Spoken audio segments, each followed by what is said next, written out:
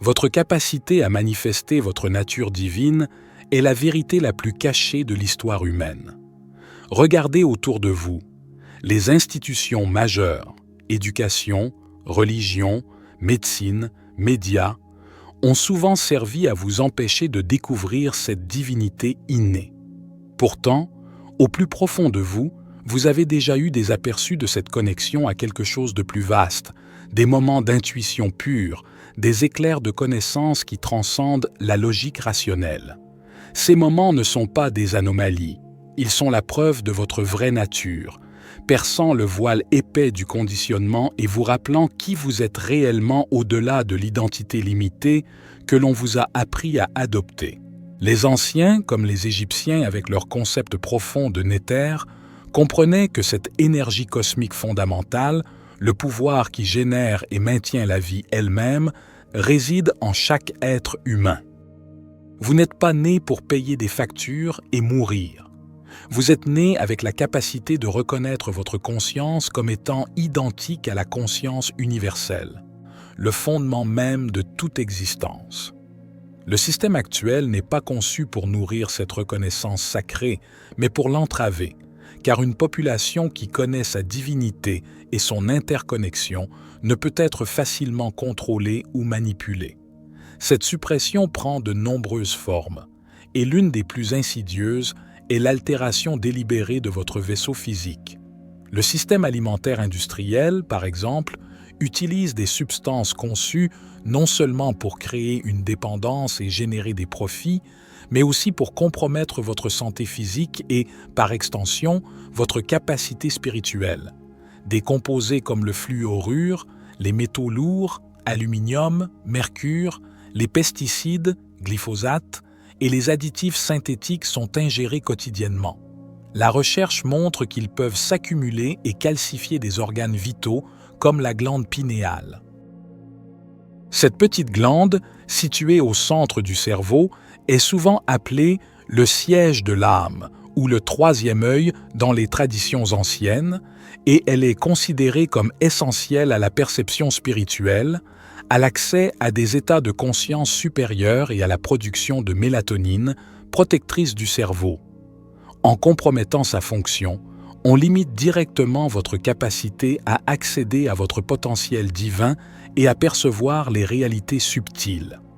Au-delà du physique, les armes psychologiques et énergétiques sont déployées à travers les médias, les systèmes d'information et même la technologie moderne. Le contenu basé sur la peur, la répétition de messages anxiogènes et l'utilisation de fréquences lumineuses et de taux de rafraîchissement qui altèrent vos ondes cérébrales visent à vous maintenir dans des états de conscience passive et réceptive, état alpha, vous rendant plus susceptible à la suggestion et moins capable de pensée critique, état bêta.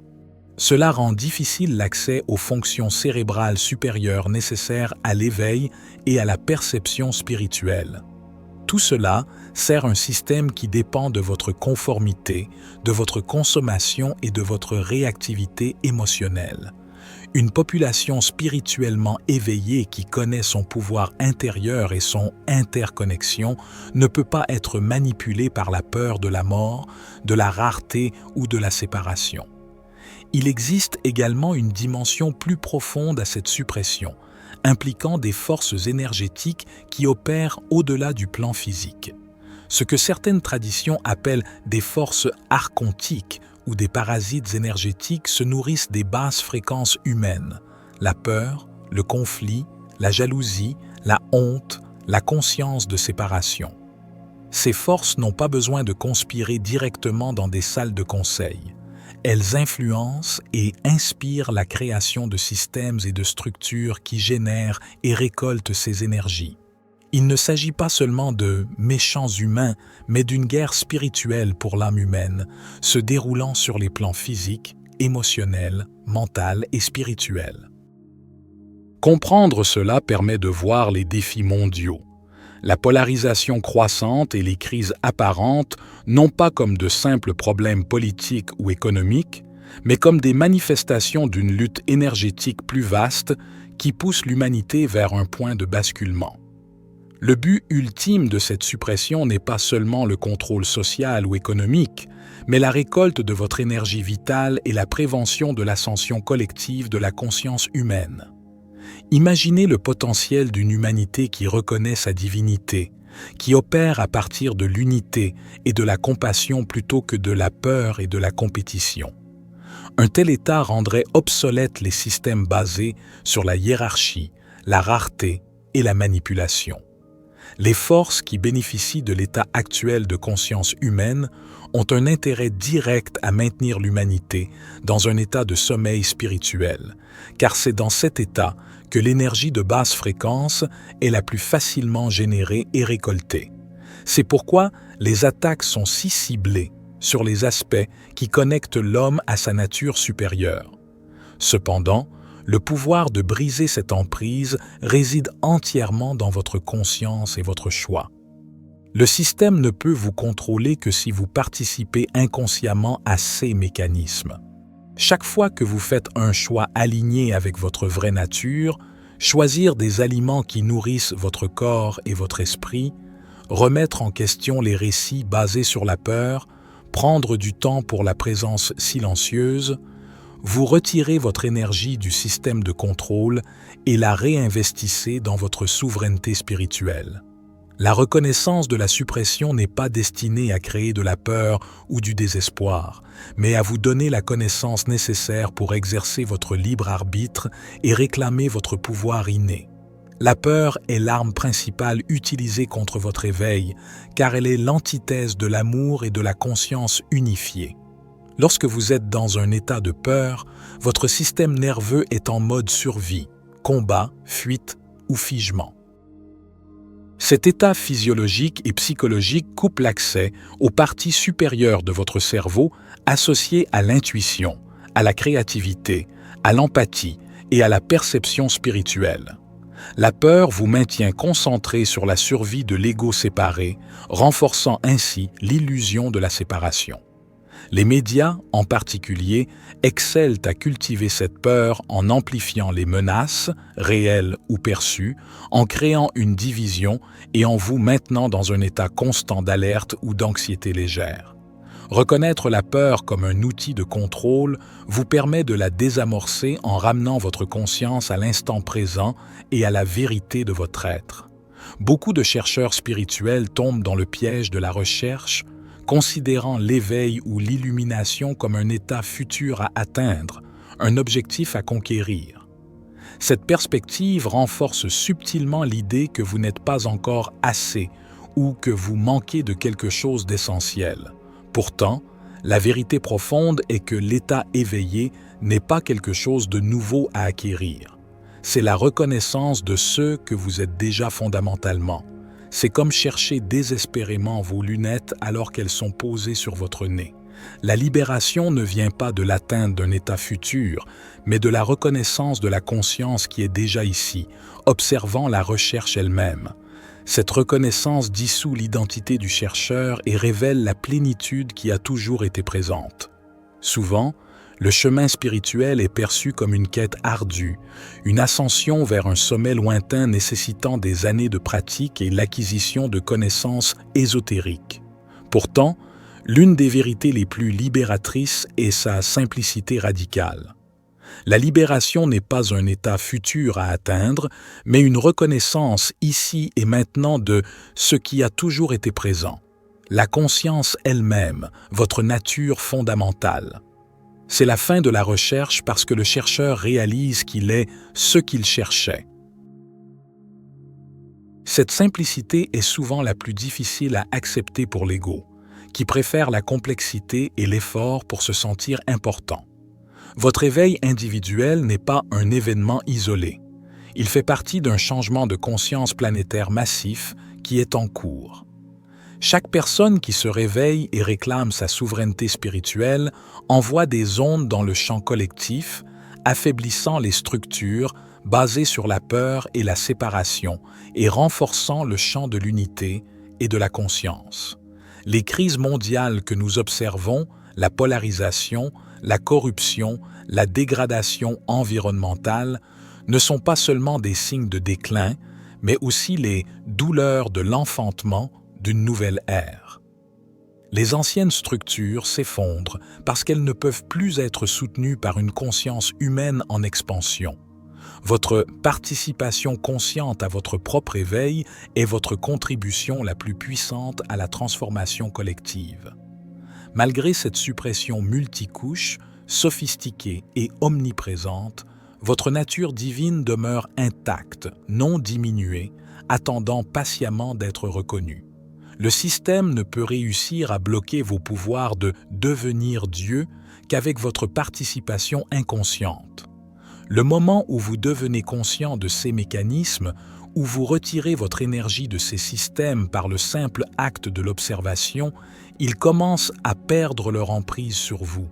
L'éveil lui-même est le début de la libération. Votre éveil spirituel n'est pas quelque chose qui vient de l'extérieur ou qui se produira un jour dans le futur. Il se produit en vous, ici et maintenant, sous les couches de conditionnement qui vous ont dit que vous êtes séparés et limités. C'est la conscience qui s'éveille à elle-même, se reconnaissant dans le miroir de l'expérience. Le chemin vers la libération n'est pas une théorie abstraite, c'est une pratique vivante. Il s'agit d'incarner votre potentiel divin par une action systématique et consciente dans votre vie quotidienne. Cela commence par prendre soin de votre vaisseau physique, non pas par simple vanité ou obsession diététique, mais en reconnaissant que votre corps est conscience sous forme, un instrument sacré. Le choix conscient de ce que vous consommez, la détoxification ciblée pour soutenir des organes vitaux comme la glande pinéale sont des actes spirituels fondamentaux. En purifiant et en soutenant votre corps, vous créez un réceptacle plus clair et plus vibrant pour la conscience supérieure, améliorant votre capacité à percevoir et à fonctionner à des niveaux d'énergie plus élevés. Cela inclut également l'activation de votre corps énergétique, cette anatomie subtile reconnue par toutes les traditions spirituelles sous différents noms, chakras, nadis, méridiens, corps de lumière. Les blocages ou les stagnations dans votre système énergétique limitent votre capacité à expérimenter pleinement votre nature divine, même si vous la comprenez intellectuellement. C'est pourquoi de nombreuses personnes peuvent étudier les enseignements spirituels pendant des décennies sans transformation fondamentale, leur corps énergétique reste bloqué, empêchant la réalisation expérientielle. Des pratiques comme le travail du souffle conscient, breathwork, certaines formes de yoga, le qigong ou la méditation énergétique sont des technologies précises développées au fil des millénaires pour libérer ces blocages et permettre à l'énergie vitale, prana, chi, kundalini, de circuler librement, accélérant ainsi l'expansion de la conscience et l'accès à des états de conscience non ordinaires. Le véritable test de l'éveil ne se déroule pas seulement lors des pratiques formelles sur un coussin de méditation ou dans un environnement contrôlé, mais dans le creuset de la vie quotidienne, au milieu de ses défis et de ses interactions. L'éveil authentique transforme chaque aspect de votre existence, vos relations, votre travail, votre santé, vos schémas émotionnels, votre engagement dans le monde. Il se manifeste par une présence constante même face aux difficultés, une diminution de la réactivité, non pas en supprimant les émotions, mais en les observant et en les traitant d'une perspective plus large et non identifiée, une compassion spontanée qui émerge naturellement de la reconnaissance de l'unité et une relation transformée avec vos pensées, les voyant comme des mouvements impersonnels dans la conscience, pas comme votre identité ou la réalité absolue. Le voyage spirituel peut sembler paradoxal, voire comique, lorsque nous réalisons que nous cherchons désespérément à atteindre un état de béatitude ou d'illumination que nous n'avons jamais perdu, car il est notre nature fondamentale. La libération vivante implique de dissoudre la frontière artificielle entre le spirituel et le mondain qui a été profondément ancrée par le conditionnement social. Chaque expérience, chaque interaction, chaque tâche de faire la vaisselle à une négociation complexe, devient une pratique spirituelle lorsque vous l'abordez avec une conscience éveillée et une présence totale.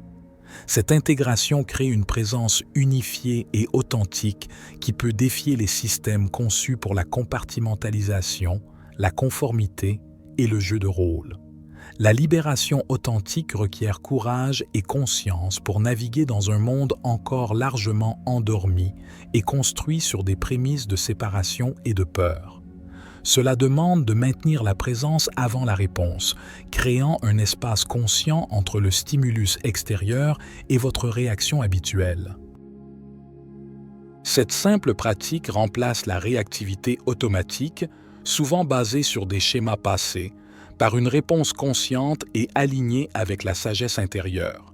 L'éveil qui se déroule maintenant, accéléré par les crises mondiales, transforme non seulement les individus, mais aussi les structures collectives basées sur la séparation, ouvrant la voie à des systèmes fondés sur la coopération, l'unité et la reconnaissance de la valeur intrinsèque de chaque être.